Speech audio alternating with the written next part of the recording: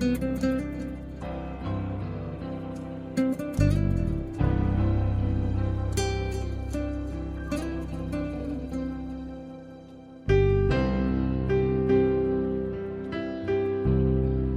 လုံးပဲမင်္ဂလာပါ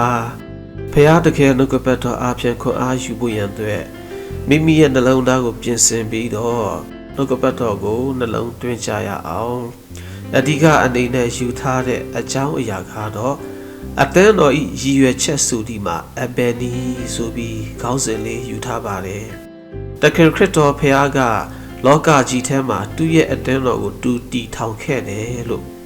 ရှင်ပေတရုကိုမှာကြားခဲ့ပါတယ်ခရစ်တော်ဖရာဒီဤလောကထဲမှာအသင်းတော်ကိုတည်ထောင်ခဲ့သည်ဆိုတဲ့အကြောင်းရင်းကဘာအတွက်လဲဆိုတဲ့အကြောင်းကိုလေ့လာဆင်ခြင်ဖို့ရတဲ့ဖြစ်ပါတယ်အသင်းတော်ရဲ့ရည်ရွယ်ချက်ဆိုတဲ့အထဲမှာကြည့်တဲ့အခါမှာတမန်တော်ဝတ္ထုအခန်းကြီး2အခန်းငယ်42ထဲမှာထိုသူများသည်တမန်တော်တို့၏ဆုံးမဩဝါဒကိုခံခြင်းအပေါင်းအသင်းဖွဲ့ခြင်းမုတ်ကိုဖဲ့ခြင်းပထနာပြုခြင်းတို့ကိုအမြဲဆောင်ရွက်၍နေကြ၏ဆိုပြီးဖော်ပြထားတာတွေ့ရပါတယ်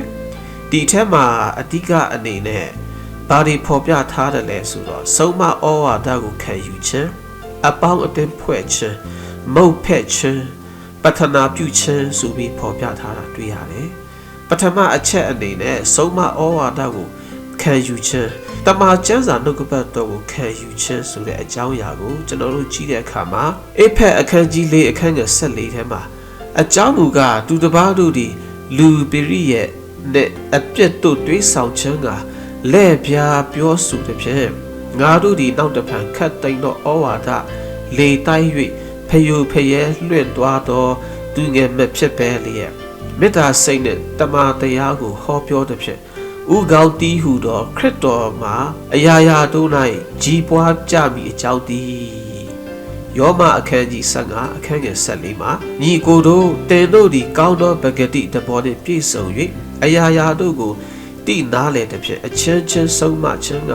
တတ်နိုင်သည်ကိုငါတဘောကြားလျက်ရှိ၏လို့ဖော်ပြထားတာတွေ့ရပါတယ်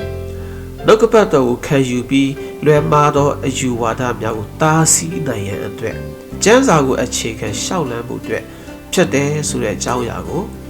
ဖော်ပြထားတာတွေ့ရတယ်။တမန်တော်အခန်းကြီး19အခန်းငယ်17ထဲမှာဘေရိမြို့သားတို့သည်တက်တာလောနိမြို့သားတို့ထက်ထူးမြတ်သဖြင့်အလွန်ကြီးညိုသောစေတနာစိတ်နှင့်နှုတ်ကပတ်တရားတော်ကိုခံယူ၍မှန်သည်မမှန်သည်ကိုတည်ခြင်းကကျမ်းစာကိုနေ့တိုင်းအစဉ်စိတ်စိတ်ကြည့်ရှုကြ၏။ဤကျမ်းပိုက်သည်ယုံကြည်သူအားလုံးအတွက်အထူးပြုလုပ်တတ်သောအချက်လည်းဖြစ်ပါတယ်။အတူတကွဆုယုံလျက်အပတ်စဉ်တို့ဒီမဟုတ်တမန်ကျမ်းစာခံယူခြင်းအပြင်မိမိရဲ့ဝိညာဉ်အသက်တာမှာယဉ်ကျေးဖို့ရန်အတွက်တည်ဆောက်ပေးသောနေရာဖြစ်တယ်ဆိုတဲ့အကြောင်းအရာကိုနှုတ်ကပတ်တော်အပြင်ဖော်ပြထားပါတယ်။နံပါတ်1အချက်အနေနဲ့ယုံကြည်သူများအတူတကွမိတ္တဟာယဖွဲ့တည်နေရဖြစ်ပါတယ်။ယောမအခန်းကြီး7အခန်းငယ်30မှာ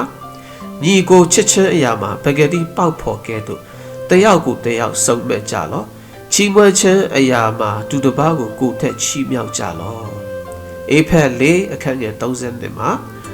အချင်းချင်းကျေးဇူးပြုခြင်းတနာစုံမဲ့ခြင်းဘုရားသခင်သည်ခရစ်တော်ကြောင့်တင်တို့၏အပြစ်ကိုလွတ်တော်မူတကယ်တို့အချင်းချင်းအပြစ်လွတ်ခြင်းရှိကြလော့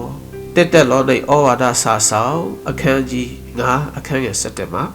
ထို့ကြောင့်တင်တို့သည်ယခုပင်ပြုတည်နည်းတူအချင်းချင်းတိုက်တွန်း၍တယောက်ကိုတယောက်တီဆောက်ကြလော့တမန်ကျမ်းစာထဲမှာယုံကြည်သူများသည်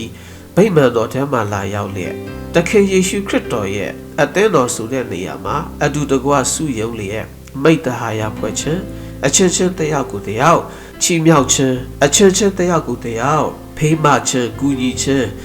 ဖြစ်တယ်ဆိုတဲ့အကြောင်းကိုဖော်ပြထားတာတွေ့ရပါတယ်တတိယအချက်အနေနဲ့တခင်ညစာစားပွဲကိုစောင့်ထိန်ခြင်းအမှုအရာဖြစ်တယ်ဆိုတဲ့အကြောင်းတမန်ကျမ်းစာထဲမှာဖော်ပြထားတယ်ကောရိန္သုပထမဩဝါဒစာဆောင်အခန်းကြီး7အခန်းငယ်23ကနေ26ထိထဲမှာတခင်ယေရှုခရစ်တော်ရဲ့ညစာစားခြင်းအကြောင်းအရာနဲ့ပတ်သက်ပြီးတော့အသေးစိတ်ဖော်ပြထားတာတွေ့ရတယ်အသွေးတော်တီးဟူသောစပြည့်ရည်ကိုတောက်ခြင်း ခန္ဓာကိုယ်တီးဟူသောမုတ်ကိုစားသုံးခြင်းတို့ကိုဖော်ပြထားတာတွေ့ရတယ်အထက်ပါအကြောင်းအရာတို့ဟာအတင်းတော်အတွက်အခြေခံမရှိမဖြစ်လောက်ရမဲ့အုံမြင့်ဖြစ်တယ်ဆိုတဲ့ဟာလဲတွေ့ရတယ်အတင်းတော်တိုင်းအတွက်ကဤအရာဒီအခြေခံသဘောအဖြစ်လောက်ရမဲ့အရာဒီဖြစ်တယ်ဆိုတဲ့အကြောင်းတွေ့ရပါတယ်ထပ်ဆင့်ပြီးတော့ခရစ်တော်ဖခင်ရဲ့အထူးစေစားခြင်းခံရသောအချက်တစ်ချက်လည်းပါဝင်ပါတယ်ထို့အချက်မှာမဿဲအခန်းကြီး28အခန်းငယ်18ကနေ20အထိတွေ့ရတယ်အဲ့ဒီမှာအခန်းငယ်19မှာတင်တို့တွား၍လူမျိုးတကာတို့ကိုငါတပည့်ဖြစ်စေလျက်ခမဲတော်တားတော်တန်ရှင်သောဝိညာဉ်တော်၏နာမ၌ဗတ္တိဇံကိုပေးကြလောဆိုပြီးဖော်ပြထားတာတွေ့ရတယ်လူမျိုးတကာတို့ဆိုတဲ့အထဲမှာခရစ်တော်ရဲ့တည်ဆောက်ခဲ့သောအသင်းတော်ထဲမှာလူမျိုးတစ်မျိုးတည်းအတွက်မဟုတ်ပဲလေနဲ့လူမျိုးတကာ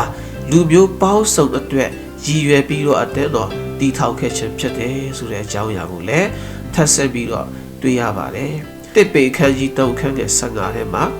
စိတ်နှလုံးထဲ၌ထာဝရအရှင်ဘုရားသခင်ကိုယိုသေးခြင်းရှိကြလောတင်တို့မျော်လင့်ခြင်း၏အကြောင်းကိုမေးမြန်းတော်သူရှိသည်များသူအားနူးညွတ်တော်တဘောကြောက်ရွံ့တော်တဘောနဲ့ပြန်ပြောခြင်းကကာလအစဉ်မပြတ်အသက်ရှိနေကြလောဆိုပြီးပေတရုမှတစ်ဆက်ဖော်ပြထားပါတယ်ဘယ်အတွက်ကြောင့်ဤကဲ့သို့ဖော်ပြထားခြင်းဖြစ်တယ်လဲဆိုတော့လူမျိုးတကာအတွက်ခရစ်တော်ရဲ့ကောင်းမြတ်သည့်တည်ကောင်းကိုဝေငှတက်တည်ခံမှုရတဲ့မဟာစေစားခြင်းပေးထားတဲ့အကြောင်းအရာဖြစ်တယ်ဆိုတဲ့ဟာကိုမိမောင်းထုတ်ပြနေပါတယ်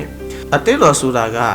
လောကကြီးထဲမှာခရစ်တော်ရဲ့အထူးတာဝန်အပ်တဲ့ခြင်းခံရသောနေရာတစ်ခုဖြစ်ပါတယ်အသင်းတော်ထဲမှာဘာတွေပါရှိအောင်မလဲဆိုတော့မိမိရဲ့အသင်းတော်ထဲမှာရှင်ယာကုတ်ကနေပြီးဖော်ပြထားတဲ့အကြောင်းအရာတွေတွေ့ရပါတယ်မိမိရဲ့အသင်းတော်ထဲမှာလက်တွေ့အနေဖြင့်လှုပ်ဆောင်ရမယ့်အမှုအရာထဲမှာယာကုတ်ခန်းကြီးတဲ့ခန်းငယ်29ထဲမှာခမဲတော်ဖရာသခင်ရှိ၌စင်ကြယ်တန့်ရှင်းသောတီလာဟုမူကမိဘမရှိသောသူငယ်တို့နှင့်မုတ်ဆိုးမတို့သည်ဆင်းရဲခံရသောအခါသူတို့ကိုကြည်ရှုပြုစုခြင်းကိုယ်တိုင်လည်းလောကီအငြိအကျေးနှင့်ကင်းစင်အပ်သောငါစောင့်ရှောက်ခြင်းပေသည်ဤချက်သည်အသင်းတော်၌လက်တွေ့လှုပ်ဆောင်ရမယ့်အကြောင်းအရာများဖြစ်ပါတယ်အသင်းတော်ဆိုသည့်အကြောင်းအရာထဲမှာအချင်းချင်းကူညီခြင်းရိုက်ပင်ခြင်းမဆာခြင်းစုတောင်းကူညီခြင်းအားပေးနှင့်တိတ်ခြင်းမြောက်များစွာပါဝင်သောနေရာဖြစ်တယ်ဆိုတဲ့အကြောင်းဖော်ပြချင်ပါတယ်အထူးသဖြင့်အသင်းတော်ထဲမှာခရစ်တော်ဖခင်၏အသွေးတော်အဖြစ်ရွေးနှုတ်ခြင်းခံရသောသူများသာလျှင်ရှိသောနေရာဖြစ်ပါတယ်ဆိုတဲ့အကြောင်းကိုရှင်ပေါလုကနေတစ်ဆင့်ဖော်ပြထားတာတွေ့ရတယ်ဆိုတော့ဒီကနေ့အသင်းတော်ဒီဘာလဲဆိုတော့ခရစ်တော်ရဲ့ခန္ဓာကိုယ်ဖြစ်တယ်ဆိုတဲ့အကြောင်းလဲကောရိန္သုပထမဩဝါဒစာဆောင်ခန်းကြီး7အခန်းငယ်7ကနေ29ထဲမှာကျွန်တော်တို့ဒီအသင်းတော်ရဲ့ကိုစီမတူညီကြတော့ကိုလက်အင်္ဂါချင်းဖြစ်ကြတယ်ခရစ်တော်ဒီသားလည်းအသင်းတော်ရဲ့ဥကောင်းဖြစ်တယ်ဆိုပြီးဖော်ပြထားတာတွေ့ရတယ်ဆိုတော့ဒီကနေ့ကျွန်တော်တို့ကခရစ်တော်ရဲ့နောက်လိုက်ခရစ်တော်နဲ့တူတော်တူများခရစ်တော်ရဲ့နောက်လိုက်များဖြစ်သည့်ဤတူခရစ်တော်ဖခင်ရဲ့အမှုတော်ဖြစ်တော်အသင်းတော်ထဲမှာကျွန်တော်တို့ကိုကြာရနေရထားသည့်နေရာမှာကျွန်တော်တို့ရဲ့ကိုလက်အင်္ဂါအတီးတီးအဖြစ်ဖခင်ရှင်ရဲ့ဘုန်းတော်ထင်ရှားဖို့အတွက်အသက်ရှင်တတ်ဖို့ရဲ့အင်မတန်မှအရေးကြီးကြောင်းကိုနှုတ်ကပတ်တော်အဖြစ်ခွန်အားပေးလိုပါတယ်။ကြားနာရတော်သူအလုံးပေါ်မှာဖခင်ရှင်ကောင်းကြီးရှိပါစေ။